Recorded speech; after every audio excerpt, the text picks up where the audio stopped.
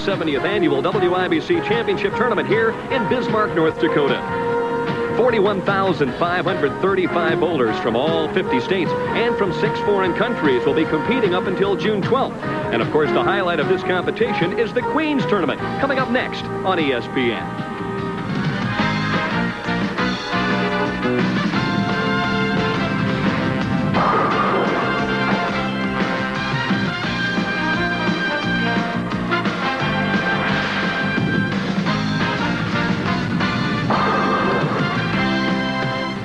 The Ladies Pro Bowlers Tour on ESPN is being brought to you by Lucite for a tough, resilient finish. Paint with Lucite, the thick skin that won't give in.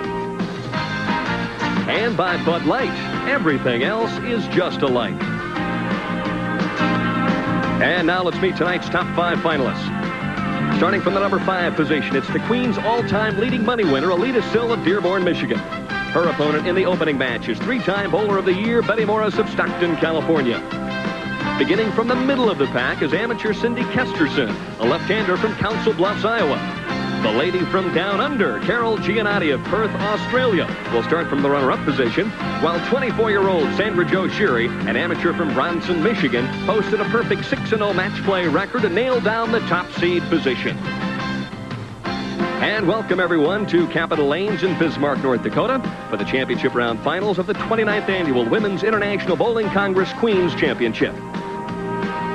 Hi, everyone. I'm Denny Schreiner, and welcome to the Central States. That's right, the capital of North Dakota, Bismarck, North Dakota. Working with me once again, Leila Wagner. And Leila, this week's format, and of course the fact that the pros had to bowl against the amateurs, much different than a normal LPBT event. Well, that it is, Denny. We actually bowl 8 games of qualifying. Then we go into a double elimination format where 64 players advance into this double elimination. They go into 4-game matches. You have to win 6 straight matches in order to be the top seed. However, if you lose your first match, you have to win 9 consecutive matches just to make the telecast. And of course, one big difference between this event and a normal tour event, the fact that there are several of the top amateur players in the country to compete against the professionals. Well, that's true. 308 amateurs were in this event. Now, 2 of them made the telecast, so there are a lot of good amateurs bowling. All right, now there's disparity in experience between the lower part of the step ladder and, of course, at the top you have Betty Morris and Aleta Sill that'll bowl in the opening game. Tons of experience there. Sandra Jo SHiery with virtually none. What do you think will happen? Well, I don't think we can underestimate Sandra Jo. She has a lot of international experience. She's a former member of Team USA. She's won 2 gold medals in FIQ competitions, and she has bowled quite a few professional events. So as far as Sandra Jo is concerned, I don't think we can rule her out. The WIBC Queens, certainly one of the most prestigious events in women's bowling anywhere in the world. And, of course, coming up, the opening match between a pair of veterans, Aleta Sill and Betty Morris, coming up next on ESPN. And welcome back, everyone. Opening game, WIBC Queens Championship. Betty Morris, championship round pair, 37 and 38.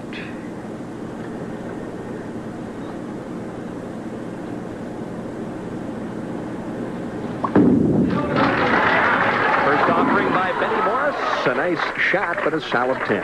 A real nice shot, especially since the players weren't throwing a lot of strikes out there in practice, Denny. The lanes are a little bit tighter than the players have been used to. Betty, as an example, never bowled in the morning round. She was always bowling towards the later part of the day when the lanes broke down a little bit. She's playing around the 3rd arrow. A very, very tight line, though, not much swing. Mentioned the fact that lane conditioner is a little long this week, and that one skids into the channel, so a quick miscue for Betty Morris.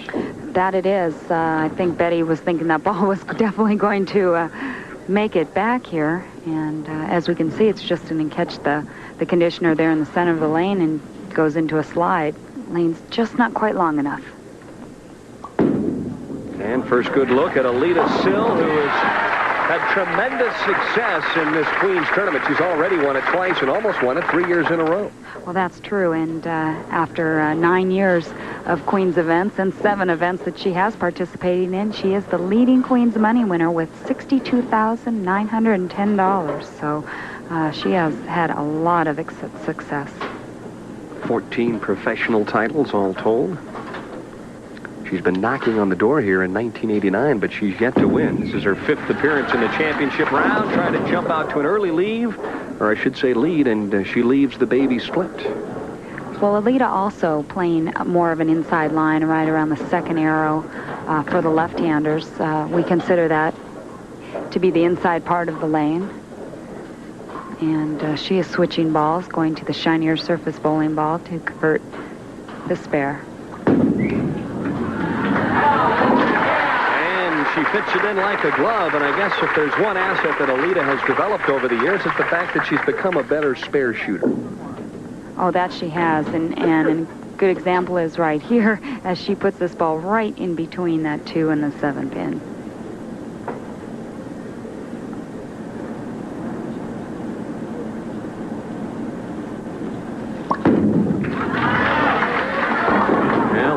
Through the nose, and you mentioned she's not bellying the ball very much. There's not much room for error out there for Betty Morris.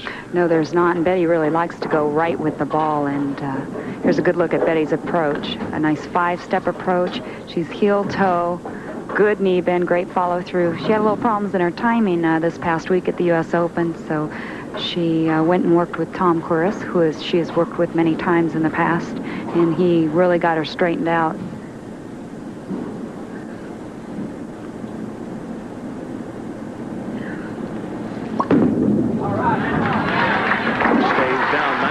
Covers the 3-6, and you know, she's already won 5 WIBC national titles, but she has won everything at the professional level. She has never won the Queens, and she told me before the telecast, boy, I'd love to add the final jewel.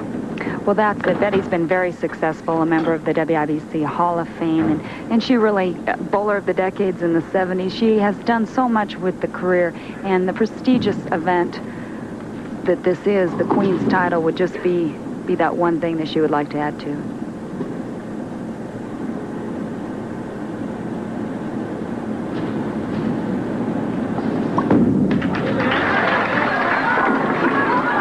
Well, this time the 4-pin wiggles, so she's thrown 2 very good shots on 37 and come up with 9 counts.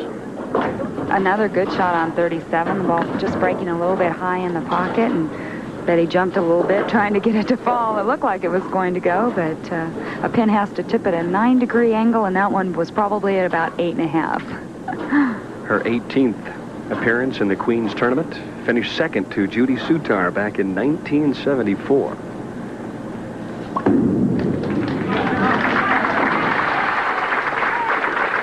Betty's team's also leading the WIBC team event right now.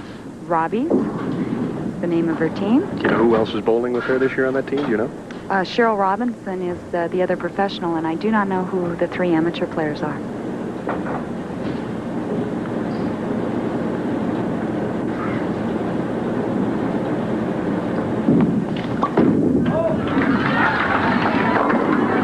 Well, a swisher this time for Aleta Sill, who seems to like the right-hand leg.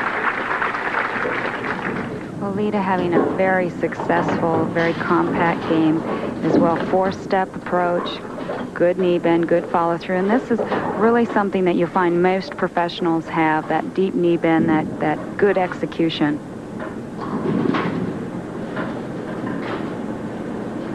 Aleta coming off wrist injuries here. She is going to be taking the next 2 weeks off. She's not going to be competing anymore after this week. And she doubles up to go to a 22-pin lead. As there's a good look at the governor enjoying the action here in Bismarck. We'll be right back. And a cross-lane conversion of the 7. A pretty good hit for Betty Morris. A light hit, but she has yet to throw a strike. Well, that's true. Lane 38 looking a little tighter, and you can see Betty hopping around back there. She has a cramp in her left foot. It actually came right around the 2nd frame when we saw her leave that, or the 3rd frame when we saw her leave the 4-pin. She was moving around trying to loosen that cramp up.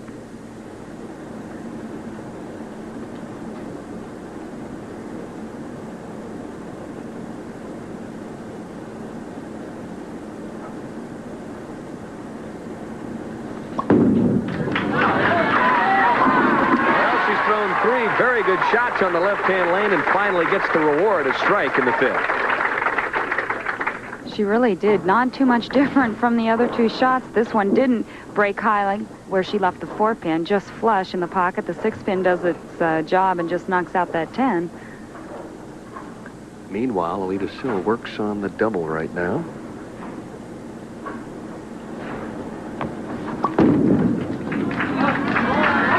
And that one high and through the nose leaves the 2-4, so Betty Morris gets a bit of a reprieve.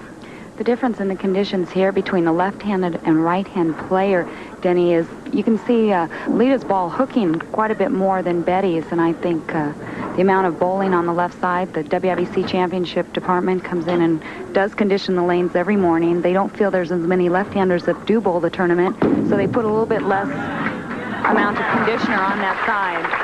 So Aleta's ball does hook more, breaks more than the right-handers. You don't think that's a standard procedure for, say, LPBT and PBA as well, though? Oh, it is, because of the amount of players. Sure. It is. Excellent match play record on television. When this young lady gets locked in, she's tough to handle in the championship round.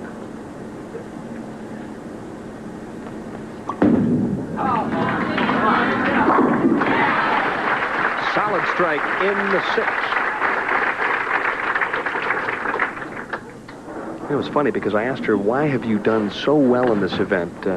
And she said, I think it's the 4-game matches. I guess I'm a better player when I get on one pair of lanes and get to make the small adjustments as compared to moving across the house. Well, some players do like that better, and they like the time of those 4-game matches. Betty Moore is trying to regroup and throw a double and almost leaves the washout. Barely hit the head pin. Like I said, Betty playing very, very deep inside around the 15th board, the 3rd arrow, very straight towards the pocket. We've seen her go high on lane 38, trying to play very direct because she did not feel comfortable going a little bit right with it. And here's a perfect example of her throwing the ball a little too far to the right, and she totally misses the head pin.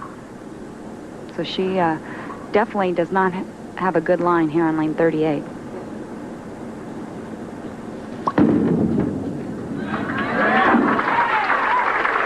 Makes the spare in the 6th. And this is a nice view that we have where you can see really where Betty's sliding right around the 22 board there with her left foot, and she's got that one out a little farther around the 12-13 board, and that's why she missed the head pin. She needs to stay a little tighter in around the 15 board.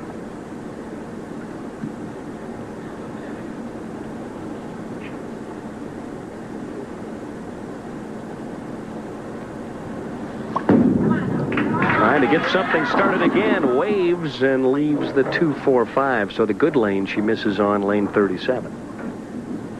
Well, Betty's game is really conducive of throwing the ball right to the right and swinging the ball a little bit, Denny. She opens up her shoulder, and we get a good look at lane 37 once again, sliding right around the 20 board, and the ball is still around the 12-13 board.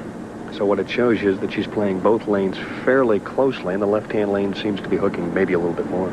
She's getting a better ball reaction on lane 37. The ball's making a break back. And so we'll go to break here with Betty Morris trailing by 24 pins. Back with more of the WIBC Queens after these messages. And while we were away, a little soft 7 here for Aleta Sill. Here you can see the line Aleta's playing. She's swinging the ball out around the 2nd arrow. It's going about to the 8 board, and then it's making its break back. Spares up in the 7th and still leads by 24. Boy, Aleta Sill and Betty Morris had a heck of a match yesterday afternoon. It ended up about a 20-pin match, and Betty beat her in the 4 games, but boy, they went back and forth against one another. Well, in a 4-game match there, Denny, anything can happen, and you just, every frame is so critical, and like you said, you get 2 players of this caliber. It went right down to the 10th frame.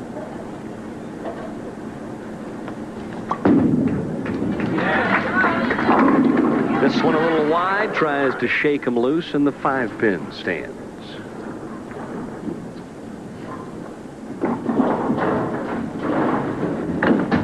Next in line, amateur Cindy Kesterson, qualifying number 2, Carol Gianotti of Perth, Australia, and the top seed, 24-year-old Sandra Jo SHiery of Bronson, Michigan.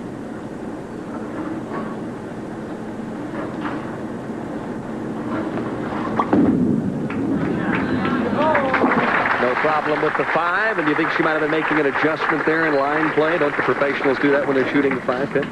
Well, you can. You can make a slight adjustment. If she's been going light on lane 37, she definitely wants to move a little bit so she's a little straighter, more direct. Well, of course, no one's ever missed the 5 pin either, right? Oh, never. Yeah. See.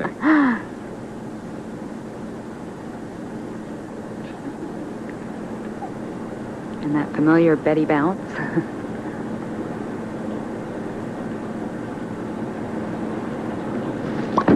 Trying to get something started. That one's high, crosses over, and she leaves the baby split. I tell you, these pins don't want to fall when they look like they're going to, and then at the last minute, they don't. Let me ask you this. Do you think that she might end up moving a little right and trying to point the ball in this right-hand lane, or no? Well, in practice, I saw the players go a little farther right, and it was almost out of bounds out there, too, but she really doesn't have a choice. She's behind in the match, and 38 is definitely giving her a problem. So she's going to have to make some type of adjustment on 38. And, of course, if you look ahead, she has to finish on that pair. Nice conversion, though, of the 310. You can tell she's been making the adjustments on that lane, Denny, because she has been going high light, you know, high one frame light the next. So, you know, she's making those slight adjustments. But she has to be so perfect in order to strike. 202, the best possible score that Betty Morris could post if she would strike out. Aleta working at a 207 clip right now.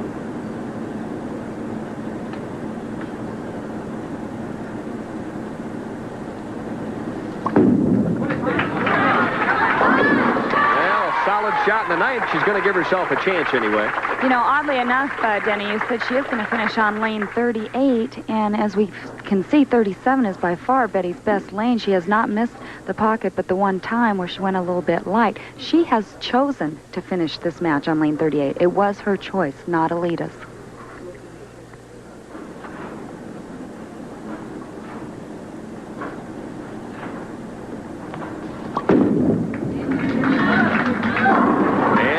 Still in the process of sending Betty Morris home after just one game here in the championship round. Well, Aleta needs to mark in order to force Betty. If Aleta marks, she locks it up. Yep. I'll get this straight. Yeah, a spare and some count right now would do the trick. Best Betty could shoot would be 202, and if she counts 20 in the 10th, Aleta would shoot 207. If she doesn't mark, Betty still has a shot to win this match.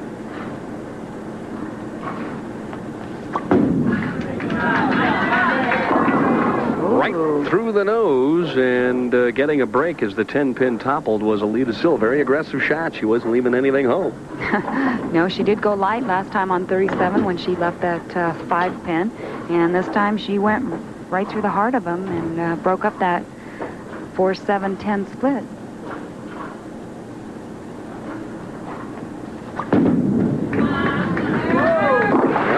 On it for a moment. Ball finally hooked back and took out the 4-pin. So with 6 pins, she locks up the match.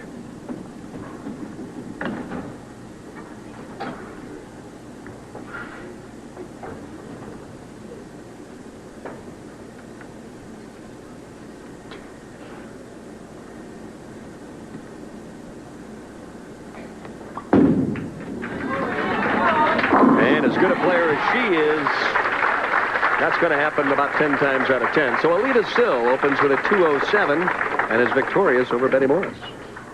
Best possible score Betty Morris could shoot is 202. So for Betty, turned away one more time from the Queen's Championship. And for her, though, I think a resurgent type of a week. And obviously, with 2 more tournaments left on the LPBT series here, she'll have a shot in Denver, perhaps, and in Yuma, right? No, Betty is not going to be competing in Denver. She is going on to St. Louis, where she'll be competing in the Hall of Fame tournament there with other members of the Hall of Fame. And she will be back in Yuma with the LPBT tour there. Well, you might as well go beat those Hall of Famers first and then take on the touring players after that. She's done very well in that Hall of Fame event. Well, she's the defending champion, isn't she? I think she won last year. And even though Betty has decided to head to St. Louis, of course, the rest of the tour and all of us here at ESPN will be heading to the Mile High City for the Fairlanes Denver Classic, Littleton, Colorado, 10 p.m. Eastern Time, live on ESPN.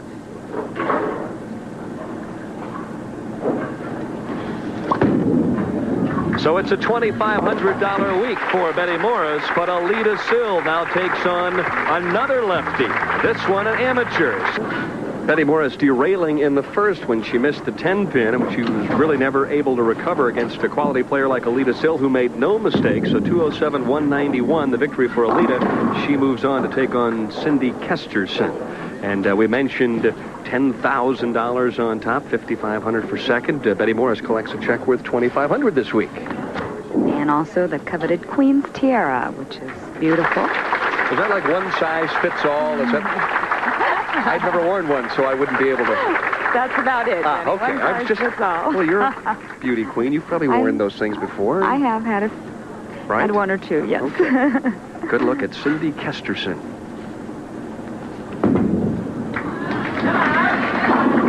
And she opens up with a shot right in the pocket and leaves the solid 7. A nice opening shot for Cindy. This is her first time ever on national television, so she is a bit nervous talking to her earlier.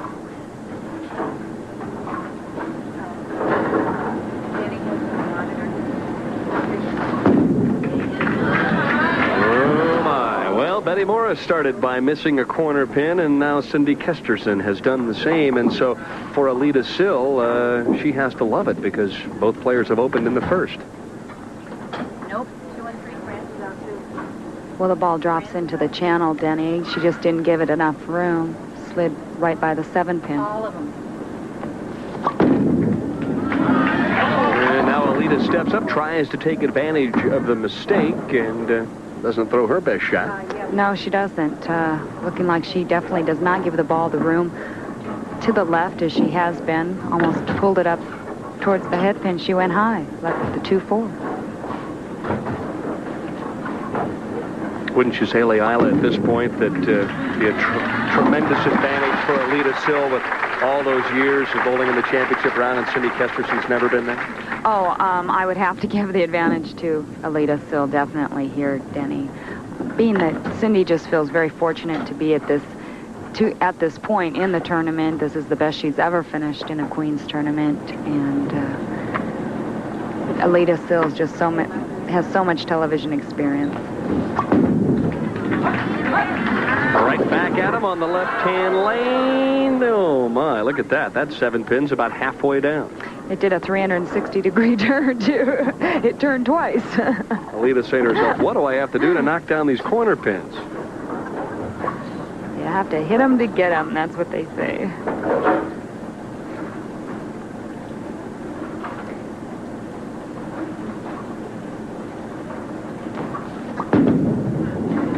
Well, she's very methodical. She just goes about her business, doesn't show a lot of emotion, just makes one good shot after another. We'll see a lot of emotion in Aleta if the matches get very, very close and she starts striking a lot. And that tournament high series there, the matches are 4-game matches that the players bowl. So Cindy's 4-game match there, 864 was her high match. It never fails, too. You go out and you miss a 7-pin, and what happens? You throw a good shot and you leave another one. Well, she'll have to regroup and just totally forget that last one that she missed. And she also switching balls for her spares, and no problem with this one. She gives a little smile as she comes back. Her husband, Dave, is in the audience, one of the few family members that our finalists have up here in Bismarck, North Dakota. Well, I had a chance to watch her bowl 2-3 matches yesterday, and she missed several corner pins, so she has struggled with the 7-pin all week long. But one thing's for sure, you knock them all down, you don't have to worry about it.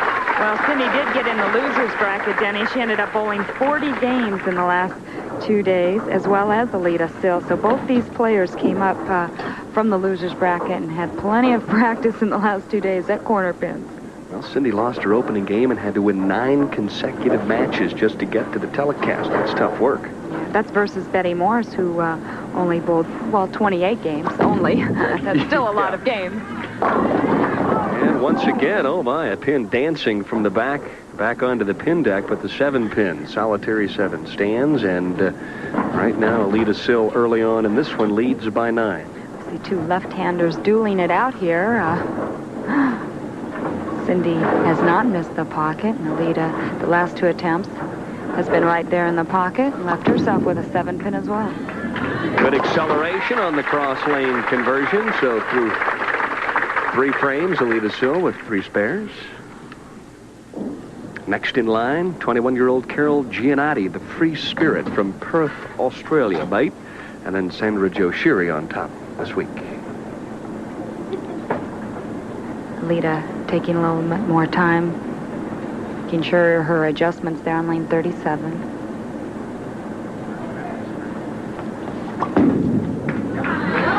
Gives it plenty more room, and this one doesn't quite get back in time and leaves the 3-5-6. Gave it more room, a lot more ball speed that time, and the ball just didn't make it back. Cindy there trying not to watch her opponent.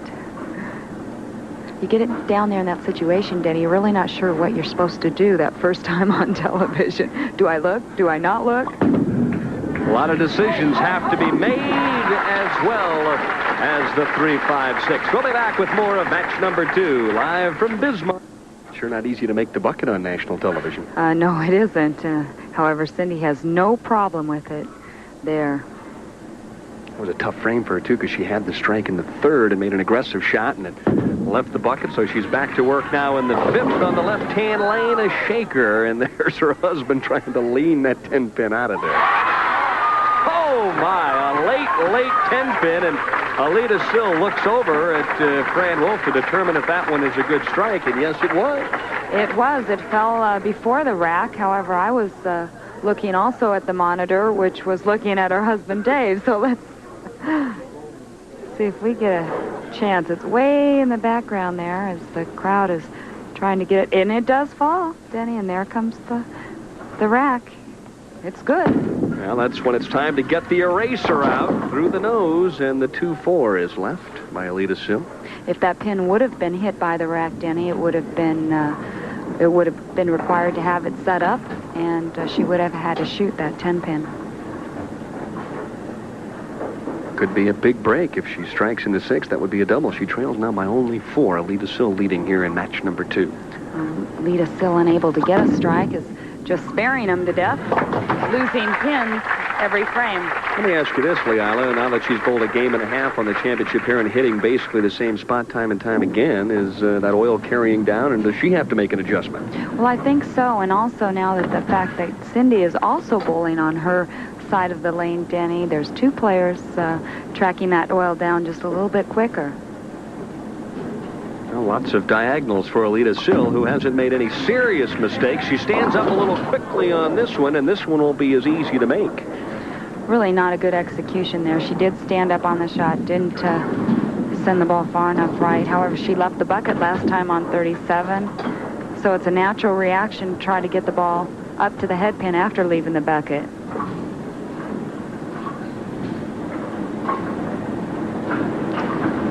She had a little bit of a knee bend, but not as much as she usually has. Trying to cover them all, and she does. Boy, that was nicely done. One thing's for sure, if she keeps it up, she'll get an all-spare game patch, huh? Sanctioned, because we're in the WIBC tournament, too. Probably get that one tonight. Along with a 4th place check, boy. If you don't throw a double somewhere along the way. Cindy going right back in the pocket. A nice shot and leaves the 6. And boy, that would have been a key double.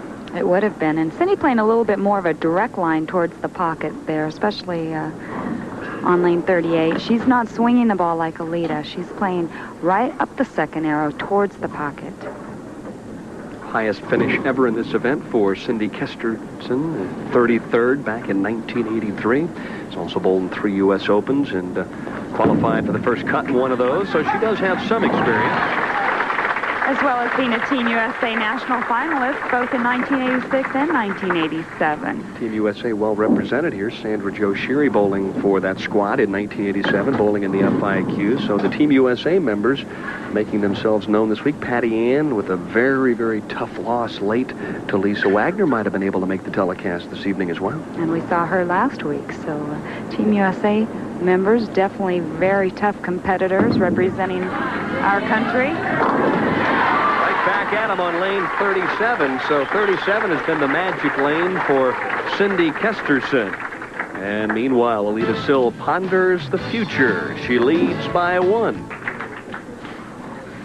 And in the 7th frame for Aleta Sill, a solid 5-pin, and she picked it up, and she did something unusual, Leila. Now she has switched to the ball that she was shooting spares with. A very gutsy ball change, Denny. However, she wasn't liking the over-under reaction, as you might say, with the softer ball. She went to that harder ball, trying to go more direct towards the pocket, like Cindy is doing.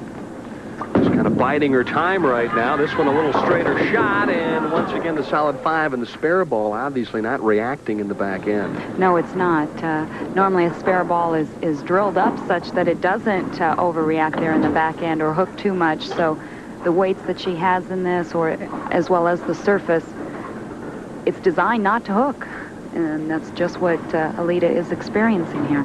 Aleta, the veteran, she is trying to just spare out and see what Cindy Kesterson does. Meanwhile, Cindy working on a strike in the 7th. If she strikes in the 8th, boy, this one's going to flop around in a hurry. Well, actually, Cindy's open frame there in the first frame now has not hurt her as such. She has the lead by 1 pin. She's been able to hit lane 37 in her last 3 attempts. It's lane 38 she's had a bit of a problem with. Looking for that double. Good shot on lane 38, leaving herself with a 7-pin. Cindy was inducted there in the Iowa State Hall of Fame here in 1989. A nice honor.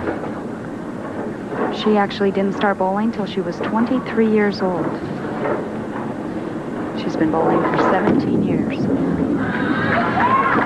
And stays down nicely and takes out the 7.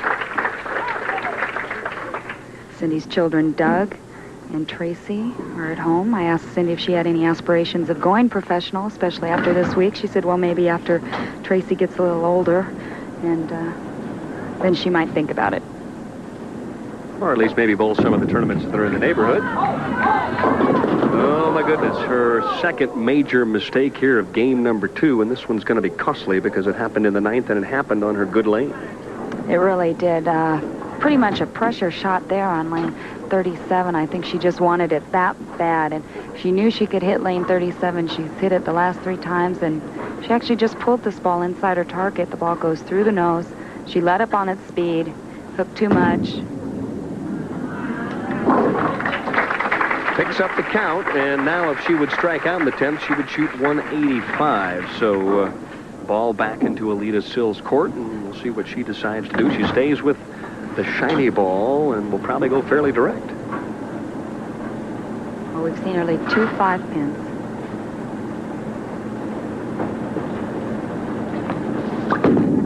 A little more hit on this one, though. Got some fingers into it, and she shakes them loose, but still, she is treading on thin ice with that ball. A lot better execution this time. Like you said, more fingers, more rotation. The ball's going to look like it's driving. However, it deflects, and she gets the break with the head pin, and there's that little Aleta growl, as you might say. Same scenario as game number 1. If she marks in the 10th, she's a winner.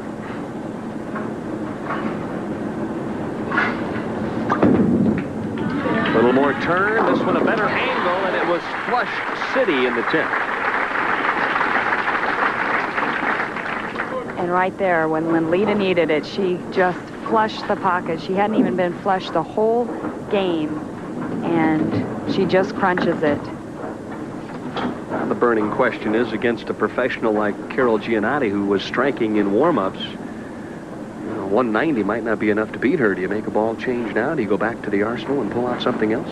Well, I think that last shot she just threw there, whether she moved a little bit farther left, go a little bit more direct again, she could be making those subtle changes. We just can't tell up here.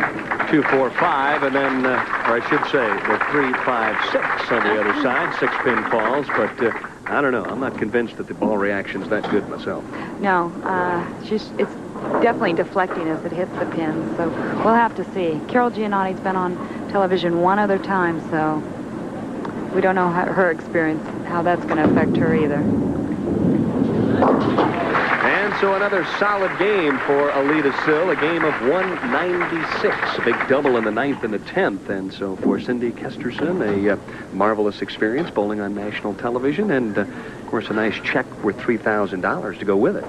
The interesting note there, Denny, is we saw the prize list earlier. Well, in 1961, only 122 participants for $5,490 as a total prize fund. And this year, well over $55,000. And so we'll take a break here after game number 2. Kesterson out. Carol Gianotti next in line for that young lady, Aleta Sill, who has already won this tournament for Cindy Kesterson. So she finishes up in 4th place this week. And let's take a look at the career leaders in money. Aleta Sill right on top.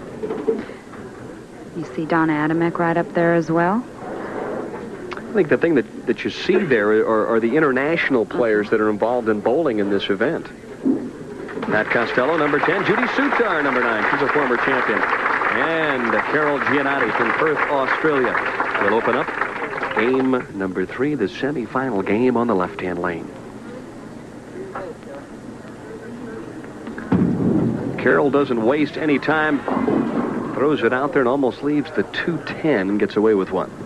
Well, talking to Carol a little bit earlier, Denny, she was playing, she said, right around like the 8th, anywhere from 8th to the 12th board, going pretty direct towards the pocket. She said they seemed a lot tighter for her, the out-of-bounds area out there.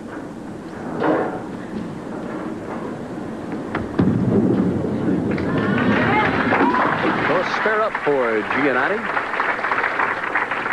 in the first, and Aleta Sill, who has made yet another ball change, is up now in the semifinals. Well, Aleta has managed to stay clean for 2 games, picking up all her spares, and that's pretty much how she won the first 2 matches. Yeah, let's see how this one reacts. I think she's got something there. That ball went long and then finished in the end. Sure did, and a nice result there. However, she left herself with a 6-pin, but I think she had to like the ball reaction, and that's pretty much what she was looking for in that shot. Boy, the game has changed so much. Now, here's a player who has won the first 2 games, and she's now into ball number 3 in game number 3. Well, Denny, she knows that the competition, you know, with Carol Gianotti coming in, she feels probably very fortunate that she has won the first 2 matches because the other players have bowled well, so she has to do something. She wants to be able to throw strikes. Here you'll be able to see the reaction that we're talking about with this ball. The ball is going to go a little longer.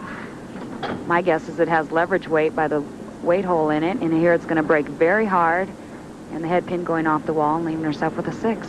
Well, it didn't deflect like the other one she threw, and it didn't hook early like the one that she used in game number 1. So she's starting to zero in on what works here on the championship pair. Plus, it also has a shiny surface, so she's able to go a little bit more direct. Yeah, she's got the reaction that she wants right now, and I think Carol Gianotti probably realizes that as well.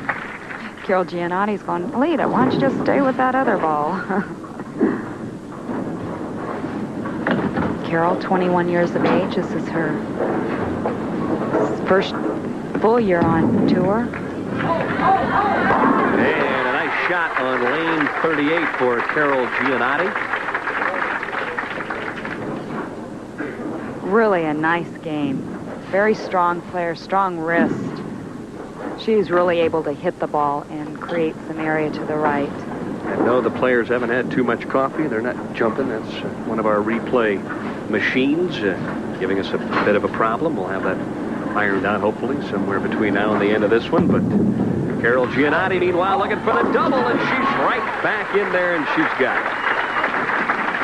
Really, in practice, looking like she had the best shot of all the players, Denny. She was striking a lot, so as it's turned out, the lanes haven't changed much for Carol.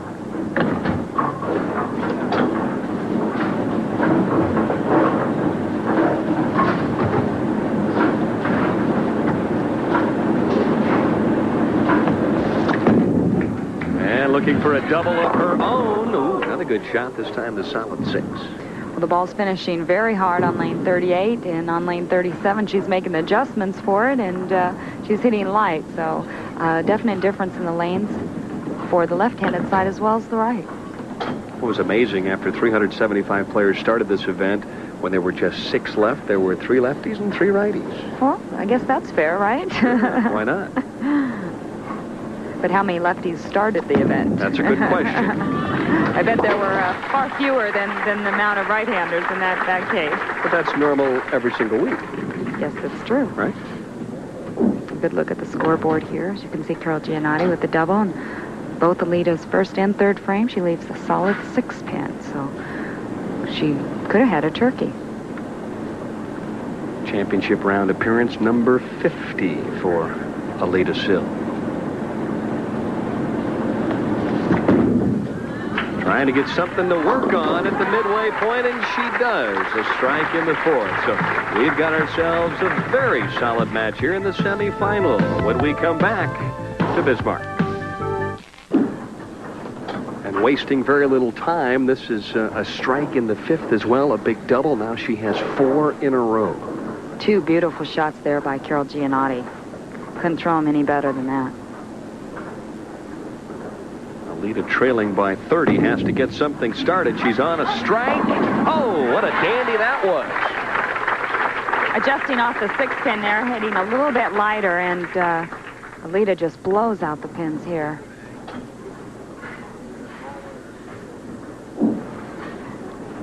See the ball breaking a little bit later. The 5 pin just thrown into that 10 pin.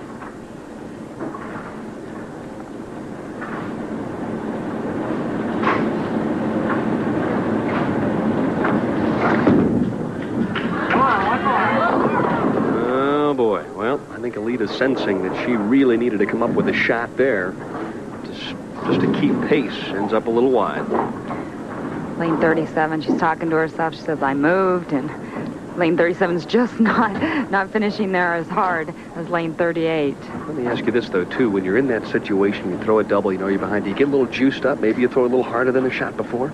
Exactly, and many times you throw it a little harder, and it happens to be the tighter lane for you, and you end up with a bucket.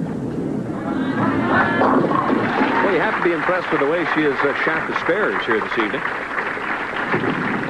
Well, she's been clean in every frame we've seen her, so she has definitely been shooting her spares very, very well.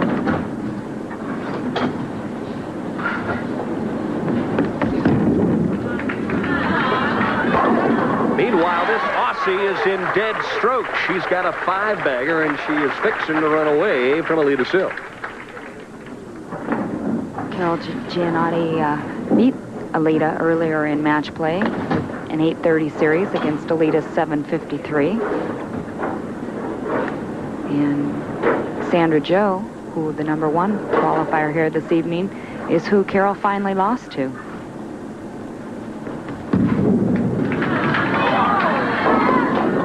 A little high, breaks out the split and leaves the 6-10. This young lady, not born to shooting big scores on television. In her only appearance, she shot a 256 game. And lost to Jeannie Maiden. Yeah, how'd you like to do that? Well, her game is such that she gets locked in. She has such a quick release that it's just out of her hands so fast that she doesn't have time to make those errors. And she's an overpowering player with a nice smile as well. She leads by 31, nearing the end of the semifinal game. We'll be back with a conclusion right after this.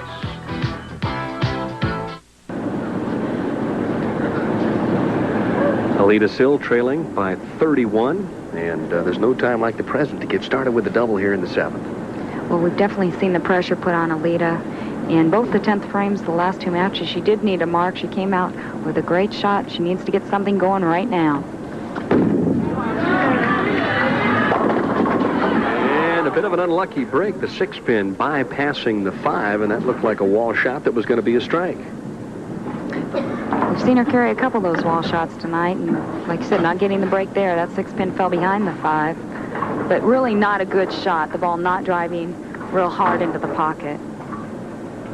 Unfortunately, you shouldn't rely on the 6-pin to take out the 5. If you do, it's an unusual way to play for the lanes. We take them whenever we can get them, Sure. Denny, but we try to get that ball to take out that 5-pin.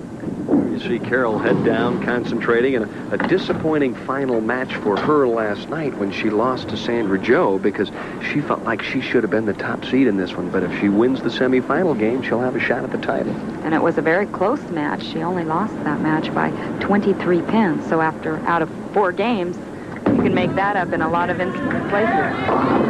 Well, this time, through the nose, and for Aleta Sill struggling now in the latter stages of the semifinal game. Let's get back to that match last night, though, between Sandra Jo SHiery and Carol Gianotti. Carol led by 6 pins after the opening game, then promptly went out and shot 136. And pretty much handed the match to her, and she had to play catch-up the rest of the way. It's tough to do when you do bowl a bad game like that in one of the earlier games. However, you have to figure you've still got 2 games left, and that's what goes through a professional's mind, whereas sometimes an amateur gets too discouraged, and I think that's the difference between the professionals in the Queen's Tournament and the amateurs. Well, the amazing thing that had she struck out from the 9th through the 10th, she could have closed Sandra Jo out last night, and she didn't, so you're right. She's back to live action now, though, and she is in dead stroke. Leaves the solid 10, this time on the right lane. I think she really thought that one was going to carry as well. She threw it super, the 6-pin just thrown around the 10, and see there, Carol represented Australia in the 1988 Summer Olympic Games. As well as an interesting note, she did meet Sandra Jo SHiery in Helsinki, Finland at the FIQ in 1987. So these 2 players are not unfamiliar with one another. Meticulous Aleta Sill trying to figure out mathematically, do I still have a chance to win this one?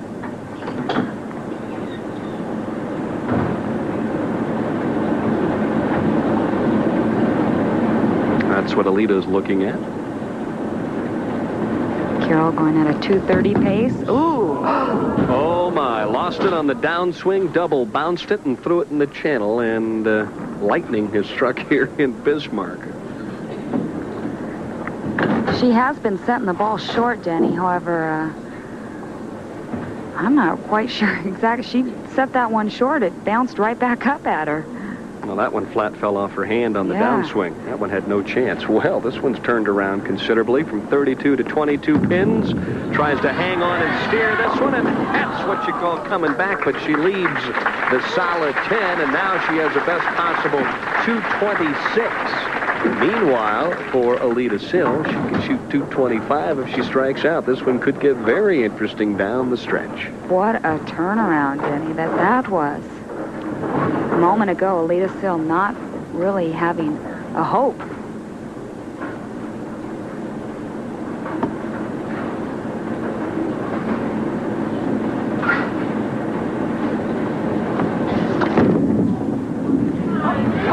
Aleta needing a break and doesn't get it, the 3.59. That was the key shot right there in the 9th frame for Aleta, if she carries that one. However, once again, it's still... Well, if she spares and strikes out, she would force Gianotti to at least mark in the 10th frame. So that 9th frame strike right there was really the critical shot.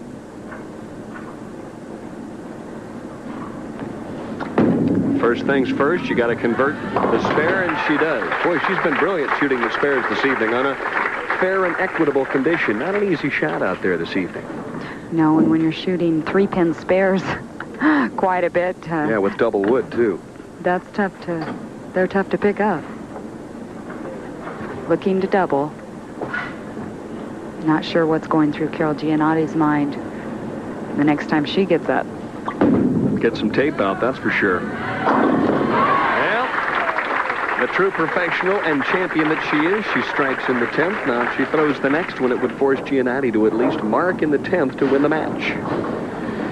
And after that gutter ball in the 9th, I wouldn't say that that's a gimme. No, not when she had a 31-pin lead.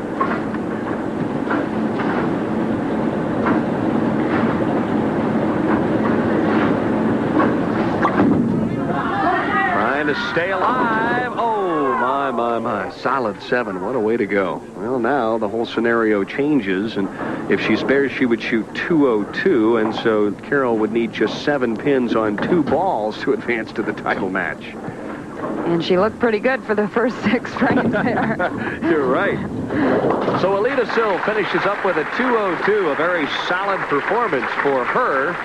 She ran into a buzzsaw, but the buzzsaw has got a couple of kinks in it.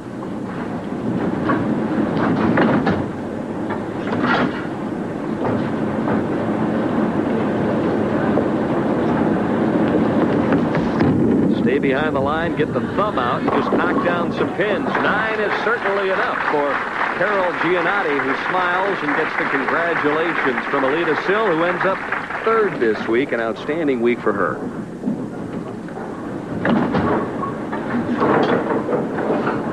Aleta hangs on to that all-time lead money-wise. Better than $66,000 in Queen's play. Gianotti with a spare. And a smile. Carol's roommate, Wendy McPherson, the defending champion, here is on the sidelines watching Carol. Yeah, and guess who beat the defending champion early on in this one? Carol Gianotti. You just don't do that to your roommate, do you? She may be sleeping in the streets right now. If she wins, she can afford a nice hotel.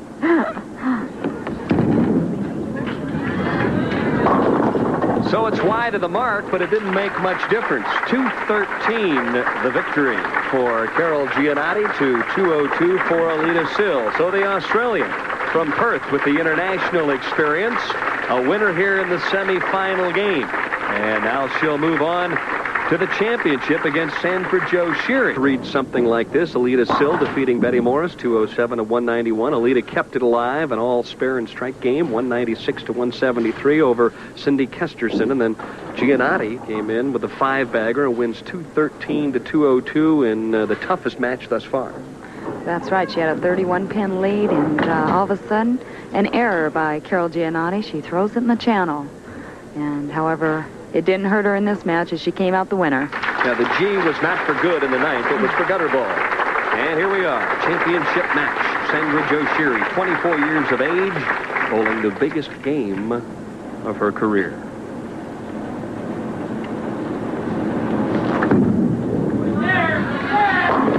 Gotta like that opening shot. You bet. Sandra Jo playing right around the 12th board, playing very direct. Nice angle to the pocket there. Good ball reaction.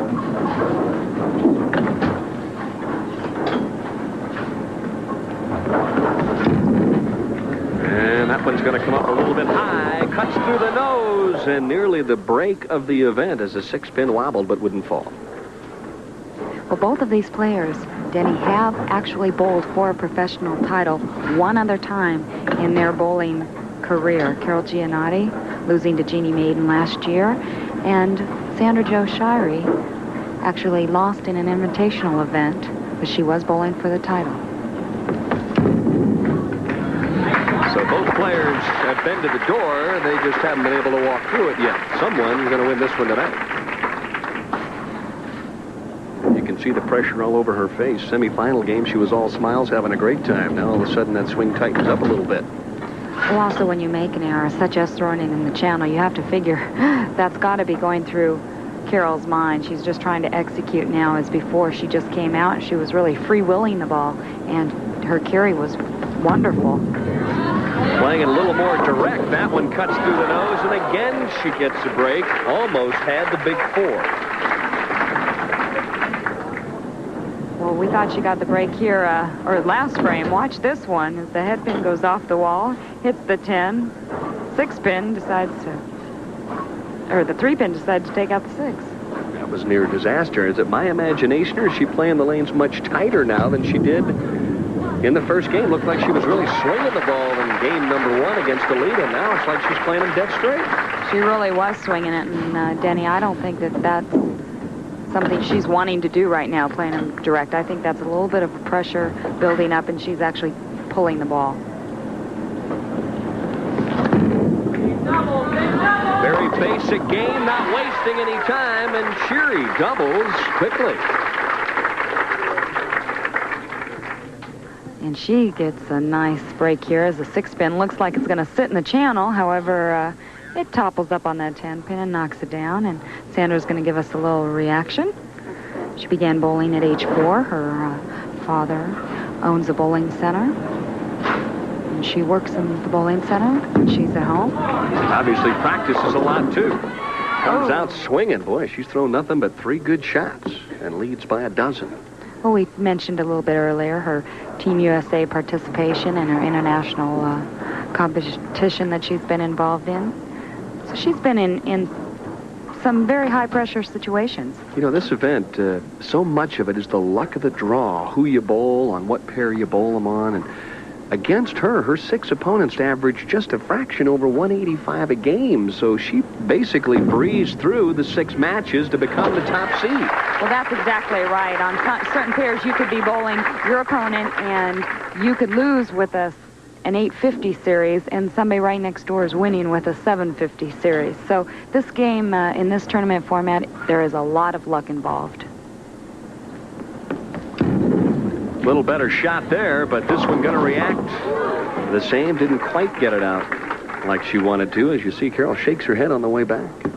3 shots going high now. She needs to loosen up that arm swing a little bit. I don't feel the lengths are changing that much for her. If she is going to start pulling the ball consistently, then she needs to make that adjustment to do so. Of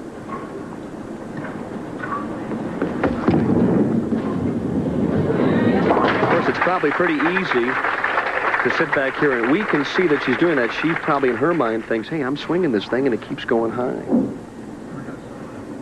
Well, that's true, and you can see, like you mentioned, the pressure building in Carol's face. Meanwhile, Sandra Jo looks like she's just basically taking a walk in the park.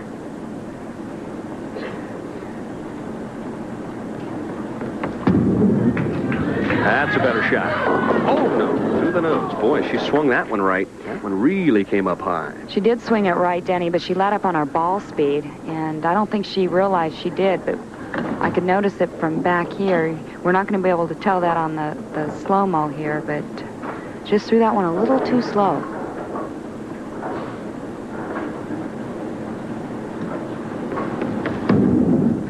Needing to stay clean, as she does here with a 6-10 conversion.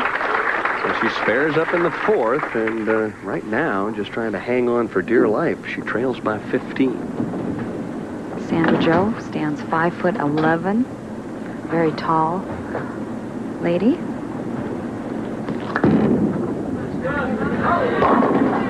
Pretty basic game as well, as the 5-pin slapped out of there. Pretty basic game, as she was looking for that wall shot that we saw Leila carry a little earlier, and her father in the audience.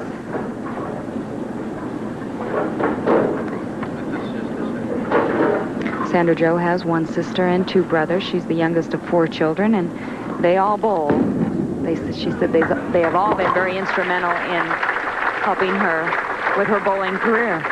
Well, it was funny. I asked her just prior to the telecast, Sandra Jo, were you surprised that you led this event? She turned and looked at me and said, completely shocked. Didn't really bowl that well this week, and I can't believe I'm in the top seed position. I said, sometimes it happens that way, and she winked and said, yeah, I guess you're right.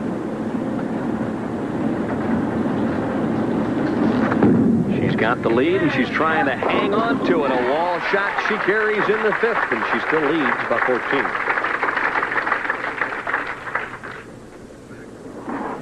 This is the reaction she was looking to get on lane 38, as you can see here. She did get it on 37.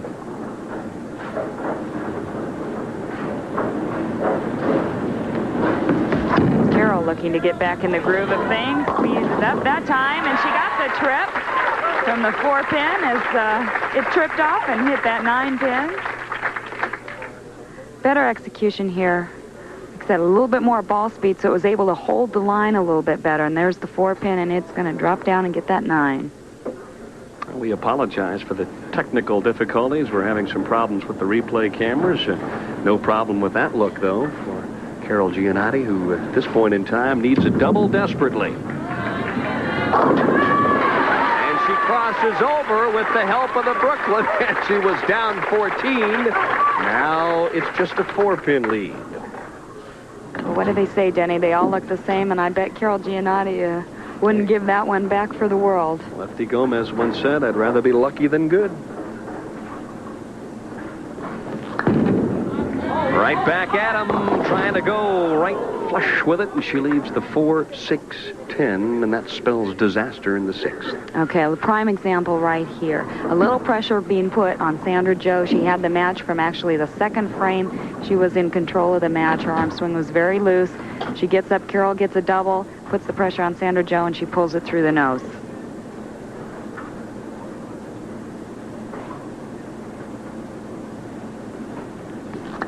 She had bowled flawlessly until that shot right there in the 6th, so she caves in a little bit. Now we'll have to see how she reacts as Dad looks on a little dismayed.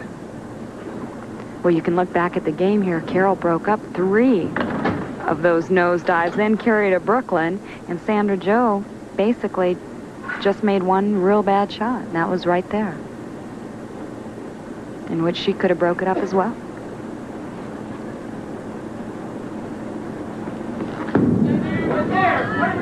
A little quick with the feet, but she trips out the 4-pin, and a wry smile that time from Sandra Jo. Well, I think she knew she threw that one way inside her line, and that ball just held and tripped out the 4.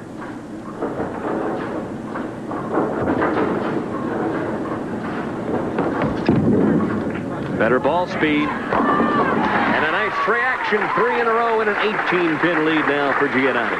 Perfect shot by Carol Gianotti. That was exactly what she was doing in the first 5 frames of the last game. Good ball swing, getting the ball a little out to the right, and it was coming back hard. Don't forget, after the conclusion of the WIBC Queens Championship, Sports Center coming up next. Chris Berman, John Saunders, Fernando versus the Mets, and of course Stanley Cup highlights coming up next on Sports Center. And trying to keep the string alive is Carol Gianotti, and now she has a split. This one coming up in the 8th. This one's a makeable split, though. Yes, it is. She can slide the 6-pin over to the 7. She's going to want to hit on the right side of that 6-pin. At this point, however, Denny, I think Carol's going to go for pin count. Oh, my. Slides it just past. Tried to make that split, so if she would strike out, 218 would be her best score. And meanwhile, this one's changed dramatically. Well, it looks like she went for it. I guess she didn't go for nope, she didn't miss it by much. Count.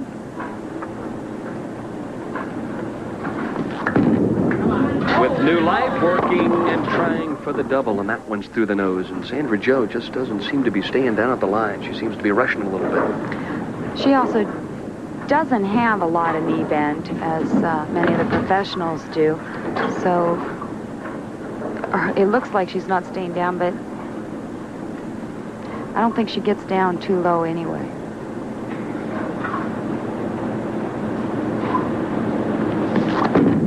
She's definitely hasn't been hitting her target.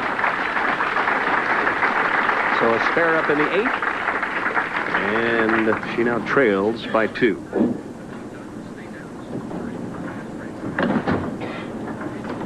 Here we'll get a good look at the first ball where she was. She stayed down a little bit but came up, really pulled the ball inside her target. Well, those feet start getting a little fast, and she delays it to begin with, so she's always kind of yanking that thing through. And this time she sends it a little bit right, and that's the problem you get into. You start cutting it off a little bit, so now she's got to wash out in the 9th, and this is kind of like, you want it? Nah, I think I'll give it to you. Well, wait, I might take it. That's exactly right, and we've seen that so many times in the past. 2 players vying for that first title ever. You hit the nail right on the head. The first championship is always the toughest to win. No, Denny, I'm having problems with that second one. Slide it over. Oh, my goodness, a beautiful shot from Sandra Jo. Textbook right here. Watch the head pin as it's going to just fly into the 10-pin. Perfect.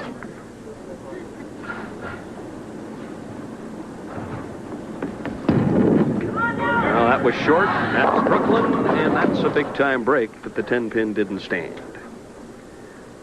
Well, with a spare up here and a strikeout in the 10th, it would be 208, the best possible score. So if Carol would spare here, double, and have any count whatsoever, she could close out Sandra Jo. Carol, realizing the shots that she has been making have not been good. She's shaking her head. She's trying to take a deep breath.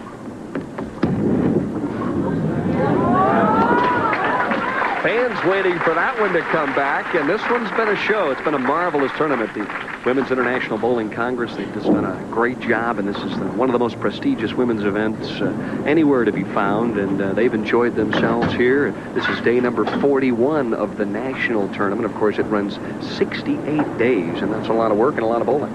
Sure is. And Carol Gianotti right here can get 2 strikes and 6 counts to win this title. First things first. Oh, what a solid shot for Gianotti in the 10th.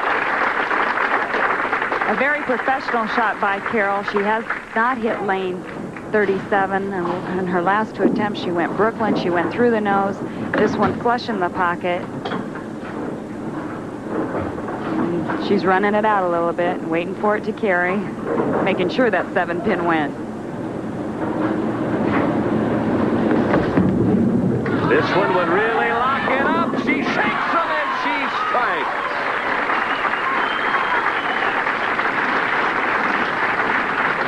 Checking the scoreboard here, realizing how many pins she needs now.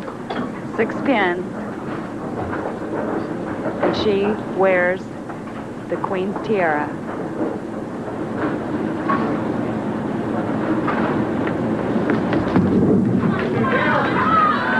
Well, she'll go to the other side. 9 is more than she needs. Sandra Jo with a handshake, and Carol Gianotti, the 1989 WIBC Queens champion.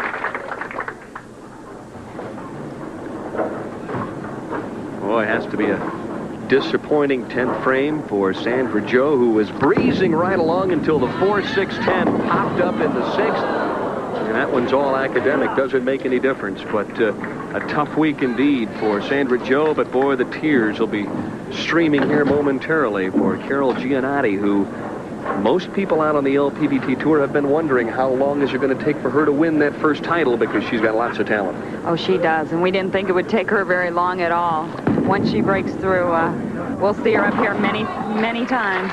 So the final score, 207 to 177, and Carol Gianotti now will head to the winner's circle here in Bismarck, North Dakota. Sandra Jo collects a second-place check worth $5,500. Carol, a very popular player on the ladies' tour, and I know one thing, the Aussies down under will be celebrating this evening.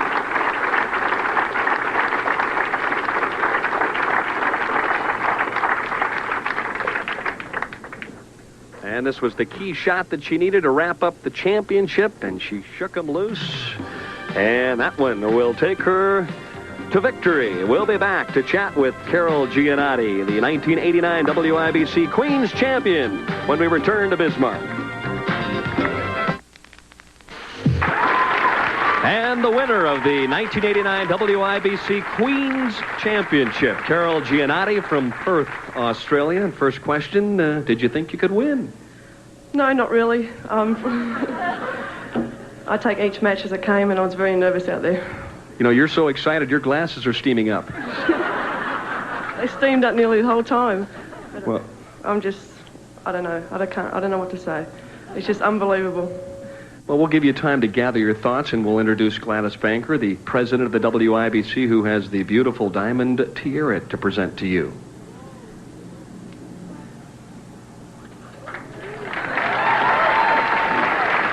With a great deal of pleasure, I say congratulations and make you queen. Thank you very much, Gladys, and I'd like to thank all WIBC. All right, we still have the pendant as well. We'll put that on. That's tough over the glasses, isn't it? All right. Oh, to add to your beautiful jewelry. Oh, what do you say about that? It's unbelievable. Thank you. All right, Flora, why don't we introduce Flora now, who has a marvelous check worth $10,000. Flora Mitchell. Check for $10,000. Congratulations, Carol. Great bowling. Thank you.